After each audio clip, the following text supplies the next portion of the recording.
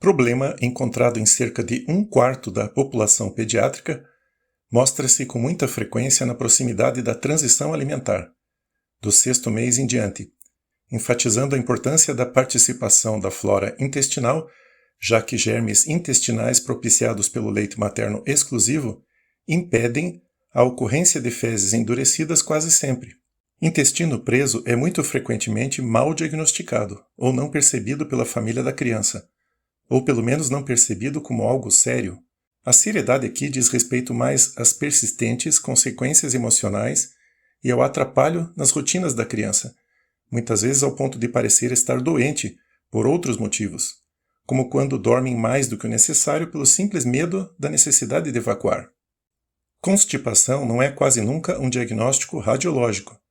É diagnóstico de conversa, de muita conversa, com a família e, quando a idade permite, com a própria criança.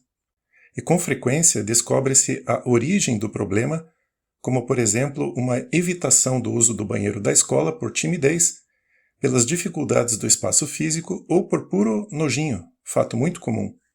Problemas assim nem sempre são fáceis de resolver.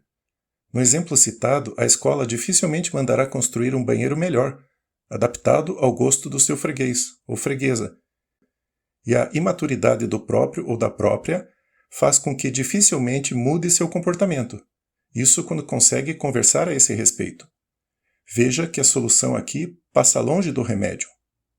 E quanto aos exames, muito melhor do que um raio-x de abdômen seria uma planta da escola.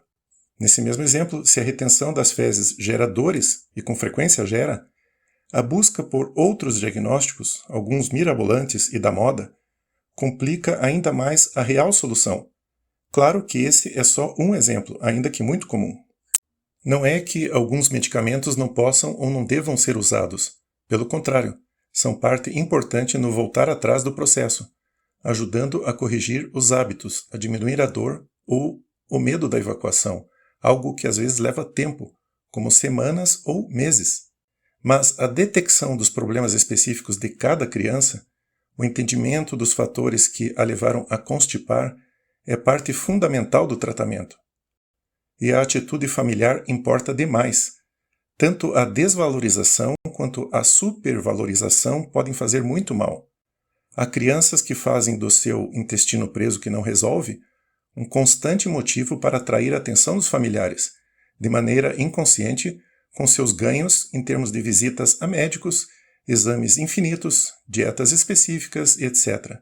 É, portanto, uma causa comum de medicalização excessiva nos atendimentos pediátricos. E é sempre bom lembrar que há, sim, uma minoria com problemas ditos orgânicos, diferente da constipação funcional, perto de 95% dos casos. Alguns desses casos orgânicos podem precisar até mesmo de tratamento cirúrgico. Outros problemas de base, como doenças neurológicas ou sindrômicas, podem mostrar uma constipação com tendência à cronicidade, mais complicada na resolução. Uma característica mais evidente nesses casos é sua presença desde o nascimento ou sua não resolução de maneira prolongada.